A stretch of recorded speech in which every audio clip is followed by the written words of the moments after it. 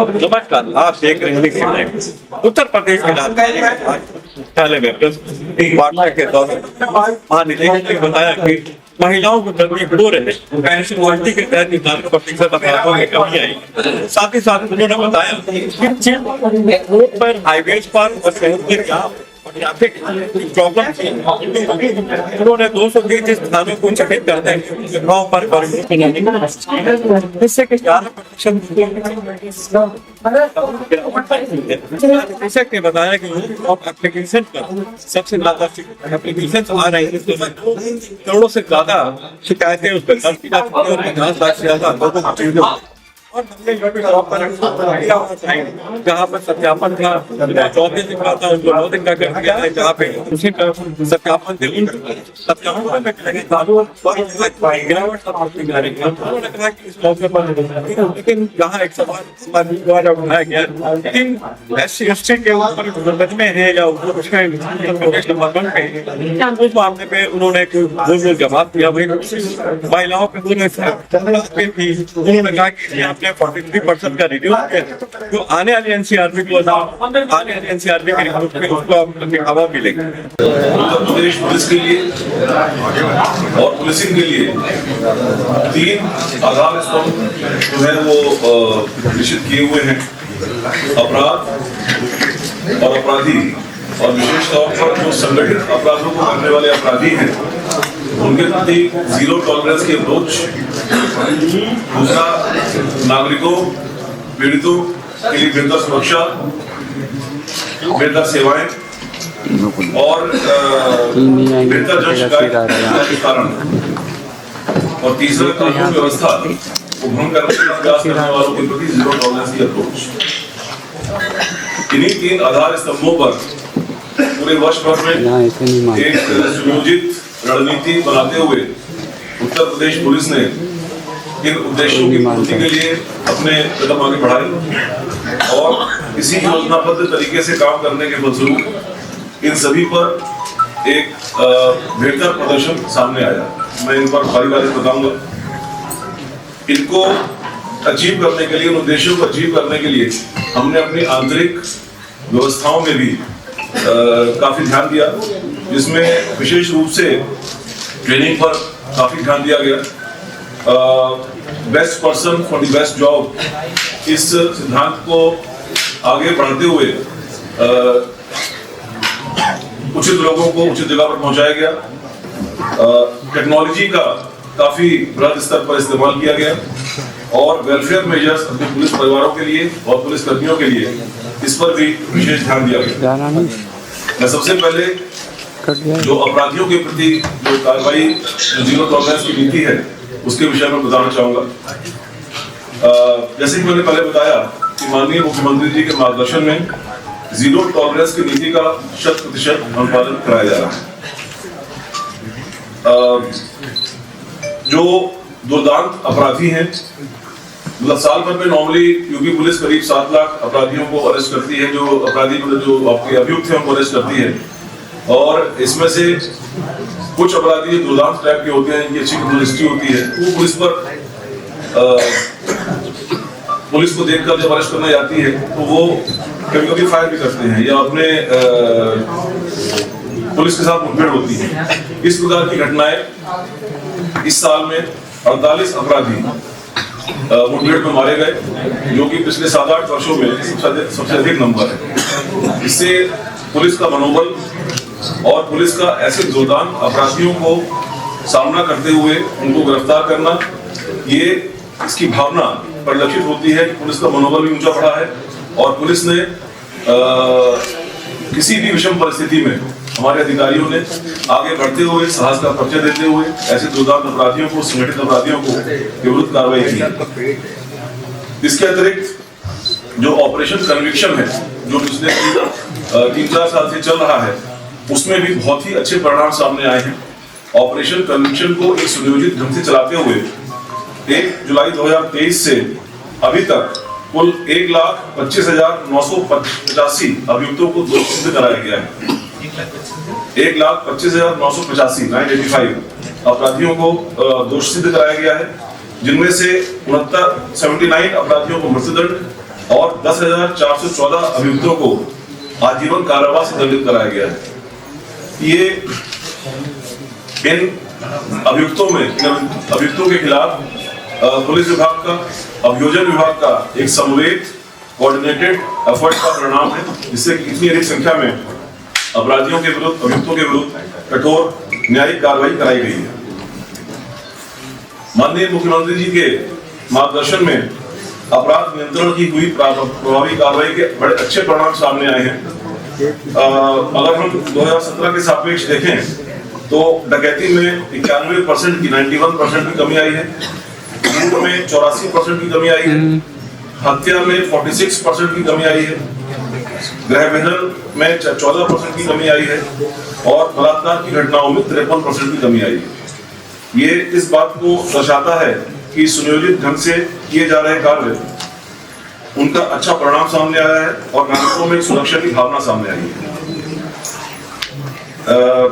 आपको जब ये एनसीआरपी 2023 का आंकड़ा जारी हुआ था, उस टाइम वो शेयर आपके साथ किया गया था। भारतवर्ष के क्राइम रेट 270.3 के सापेक्ष जो उत्तर प्रदेश का क्राइम रेट है 181.3 है। देश में उत्तर प्रदेश का 20वां स्थान है, यानी कि क्राइम के मामले में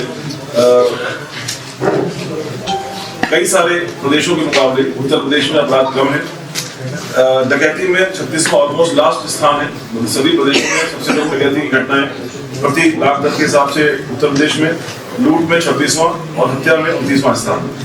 हम लोग लगातार समाज में इन अपराधों को, इन अपराधियों को इनके विरुद्ध कार्रवाई करने में और अपराधों को कम करने की दिशा में लगातार कार्य कर रहे हैं। इसी क्रम में वर्ष 2025 में हमने करीब 77,621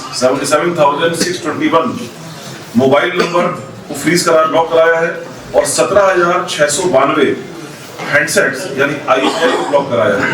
ये अपने आप में काफी बड़ी संख्या है और एक सुनियोजित ढंग से कार्य करते हुए, एक योजना के तहत कार्य करते हुए, लोगों को ट्रेन करते हुए इस माननीय मुख्यमंत्री जी ने कई मीटिंग्स करके इस बात पर चिंता व्यक्त की कि किस प्रकार से इन एक्सीडेंट्स को, फैटेलिटीज को कम किया जा सकता है।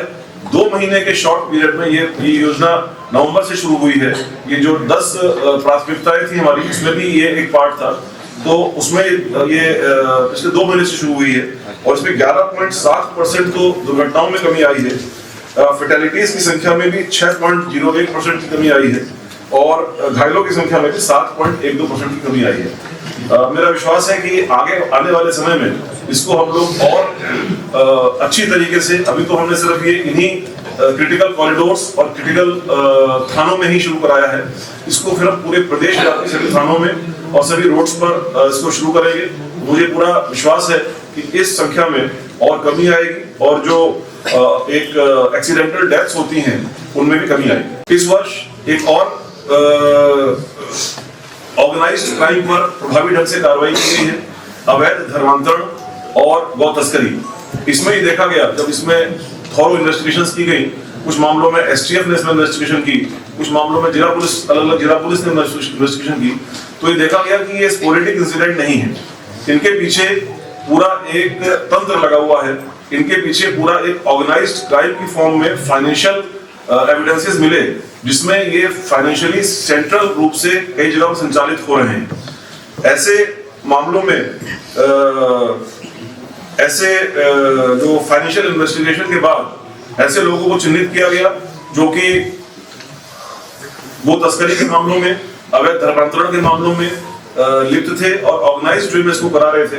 और इस दौरान करीब अवैध धर्म परिवर्तन प्रतिषेध अधिनियम 2021 में 475 प्रकरण पंजीकृत कराए गए और करीब 855 अभियुक्त गिरफ्तार किए गए। गो तस्करी की घटनाओं में भी इस साल कुल 1197 अभियोग पंजीकृत कराए गए और करीब 3128 अभियुक्तों को गिरफ्तार किया गया और इनमें से कई अभियुक्तों के खिलाफ कार्रवाई करते हुए करीब 73 करोड़ से अधिक संपत्ति को जब्त किया गया।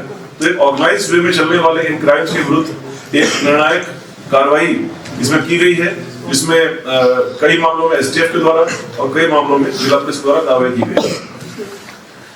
जो कन्वेंशनल क्राइम है, चोरी, लूट, डकैती, नकबजनी, इन सब में भी करीब 28 करोड़ 69 लाख रुपए के वाहन, जो जिसमें करीब 8,543 दो पहिया वाहन और 911 चार पहिया वाहन बरामद किए गए।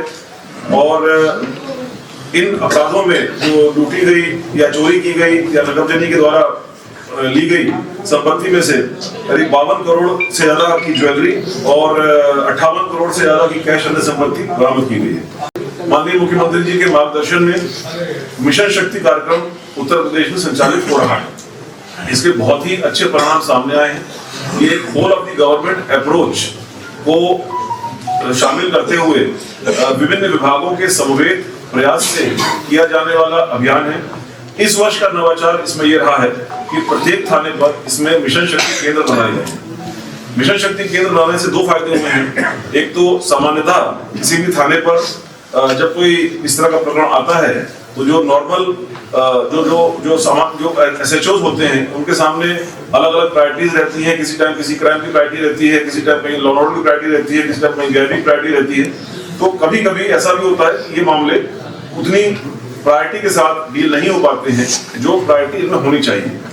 इसी उद्देश्य के लिए यहाँ मिशन शक्ति केंद्र बनाए गए हैं, जिनका 24/7 365 डेज सिर्फ क्राइम अगेंस्ट वुमेन ही उनकी प्रायोरिटी है।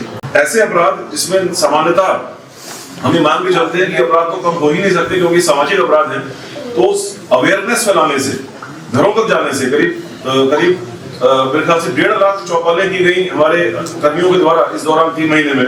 तो जो अवेयरनेस जो फैली, लोगों को बताया गया इन सब चीजों के बारे में, उसकी वजह से बलात्कार के मामले में 33% की कमी आई है इसी 3 महीने में as compare to previous 3 months. महिलाओं और बच्चों के 363 जो पहले बोलते थे, अपहरण के मामले में 17% की कमी आई है। दहेज हत्या जैसे मामले में भी, जो कि टोटली सामाजिक अपराध है, 12.96% की कमी आई है। और घरेलू हिंसा के मामलों में 9.5% की कमी आई है। और इसके साथ ही साथ कंप्लेंट्स की संख्या में कमी आई। ऐसा नहीं कि मुकदमे कम दर्ज हुए, जो ऑनलाइन माध्यम से हमारे विभिन्न माध्यम है, ITRS है, CM हेल्पलाइन है, उनमें भी महिला संबंधी अपराधों के कंप्लेंट्स में भी कमी आई। तो इससे इश्यू होता है कि ये एक जो 360 डिग्री उसके साथ में विचार के साथ में ये एक जो नया इंटरवेंशन किया गया, जो माननीय मुख्यमंत्री जी के द्वारा महिला और बाल सुरक्षा के प्रति विशेष ध्यान दिया जाता है, तो उसके कारण समाज में भी जहां एक और संतुष्टि का लेवल बढ़ा है, वहीं ऐसे अपराधों में भी कमी आई है। IT SSO पोर्टल में भी जो प्रभावी अनुश्रवण रहा उत्तर प्रदेश पुलिस का, उसमें बलात्कार और पॉक्सो के निस्तारण दर यानी डिस्पोजल रेट में 98.90% के साथ यूपी नंबर 1 पर है पूरे कंट्री में। यहाँ पेंडेंसी रेट मात्र 0.20% है। यानी निर्धारित अवधि में हमारी सारी इन्वेस्टिगेशंस पूरी हो रही हैं और आगे का जो उनका कन्विक्शन हो रहा है वो मैं आपको बताया कि उसको ऑलरेडी यूपी नंबर 1 पर है।